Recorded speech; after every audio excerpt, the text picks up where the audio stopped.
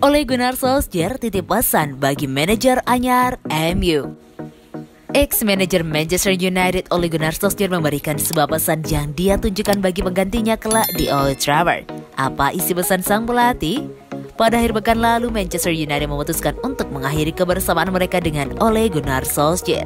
Keputusan tersebut diambil usai The Red Devils menunjukkan hasil yang sangat buruk, terutama dalam 7 pertandingan terakhir mereka di Premier League.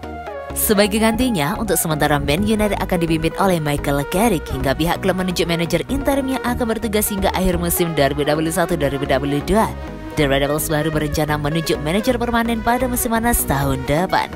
Terlepas dari siapa yang akan menjadi manajer Man United di musim depan, Solskjaer menitipkan sebuah pesan. Hal itu ia sampaikan dalam wawancara perpisahan yang dilakukannya dengan media resmi klub. Tentu saja saya akan menonton tim ini. Semoga manajer berikutnya segera bergabung. Saya ingin memberikan dukungan untuknya, ujar Solskjaer kepada MU TV. Saya ingin dia meraih kesuksesan. Semoga saya telah meletakkan fondasi untuk mewujudkannya. Saya tahu saya cukup bagus terhadap apa yang saya kerjakan. Meski telah dibejat sebagai manajemen United, namun Solskjaer menegaskan akan tetap menjadi pendukung setia Setan Merah. Saya adalah fan dan saya mendoakan yang terbaik untuk para pemain. Ada banyak orang yang amat sangat baik di sana, pungkasnya.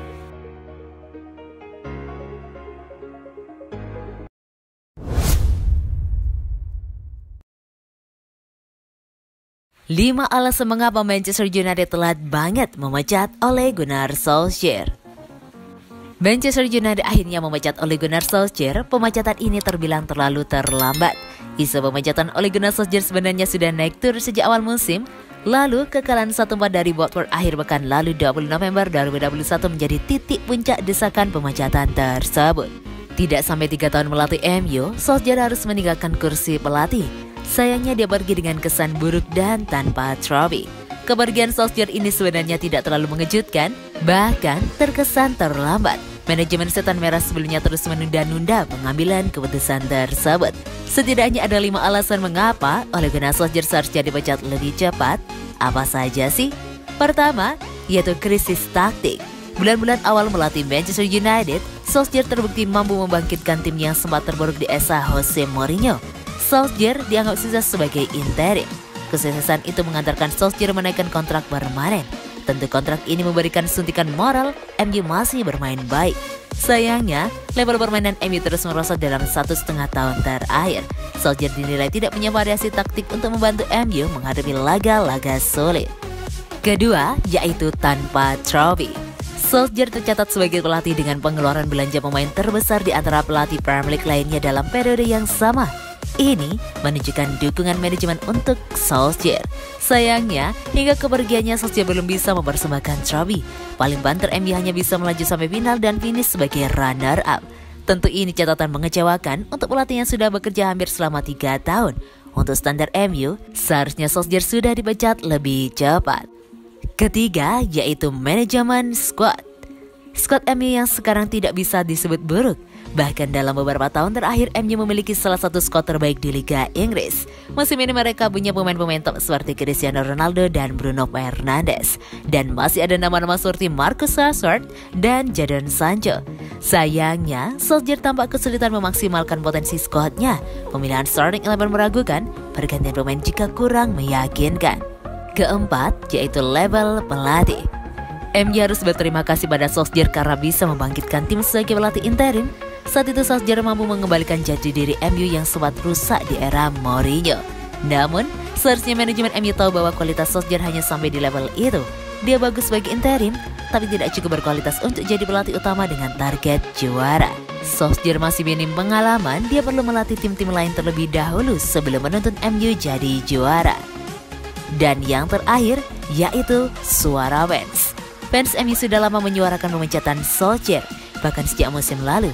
Sayangnya pihak klub tampak mengabaikan suara-suara tersebut. Situasi Solskjaer sedikit unik, ada pola yang terulang. MU main buruk, #OleOut. Membahana, MU main apik, Solskjaer aman. Pola tersebut terus terulang, tapi pihak klub tampak pasif. Anda lebih mendengarkan permintaan fans, mungkin Solskjaer sudah dilepas sebelum situasi semakin buruk seperti sekarang.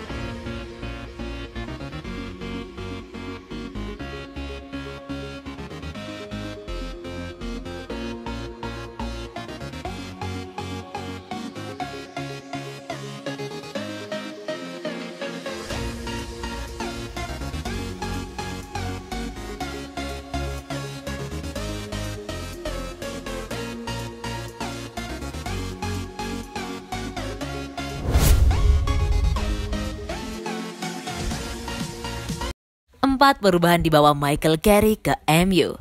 Maguire dan Ronaldo cadangan, Van de Beek inti. Carrick akan menggantikan peran Ole Gunnar Solskjaer. Baginya ini bakal menjadi pengalaman baru. Tapi tidak ada coba-coba bagi Carrick. Carrick membawa sejumlah hal baru pada sesi latihan United. Carrick mungkin juga akan menyuntikkan ide baru. Apa saja perubahan yang dibawa Carrick?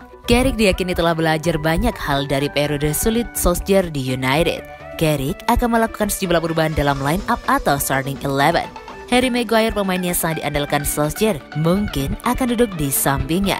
Maguire mungkin akan memulai laga dengan berada di bangku cadangan, menyusul performa yang tak kunjung stabil.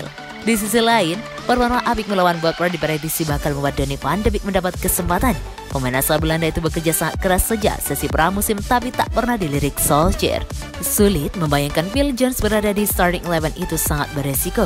Jones telah absen untuk waktu yang sangat lama, tapi Carrick membuat gebrakan soal Jones. Jones muncul pada sesi latihan bersama tim utama. Carrick memberinya ruang untuk berada satu lapangan dengan para pemain utama. Bagaimanapun, Carrick tahu kualitas Phil Jones. Mereka pernah bermain bersama, Jones mungkin tidak akan bermain dalam waktu dekat. Tetapi kehadirannya di tim utama bisa memberi nuansa positif bahwa Carrick percaya pada semua pemain. Satu pertandingan unik terjadi pada sesi latihan United di bawah pimpinan Carrick. Cristiano Ronaldo berlatih tanpa memakai rompi. Sementara para pemain lainnya memakai rompi dengan warna berbeda. Keputusan Carrick tak memberikan rompi pada Ronaldo tentu saja menimbulkan tanya. Mungkin Carrick memberi peran khusus pada Ronaldo sehingga dia tidak memakai rompi dan membuatnya lebih bebas berada di tim mana saat latihan. Carrick bukan orang baru di United. Jauh sebelum dipercaya sebagai manajer sementara, Carrick telah menjadi asisten manajer. Sebelum itu Carrick adalah pemain yang sangat dihormati di ruang ganti United. Carrick punya hubungan baik dengan pemain senior seperti David De Gea atau Cristiano Ronaldo. Mereka pernah bermain bersama untuk United. Carrick pun melakukan pendekatan secara personal dengan para pemain itu. Pada sesi latihan, Carrick tampak mengajak bicara beberapa pemain secara personal. Salah satunya adalah bicara dengan David De Gea.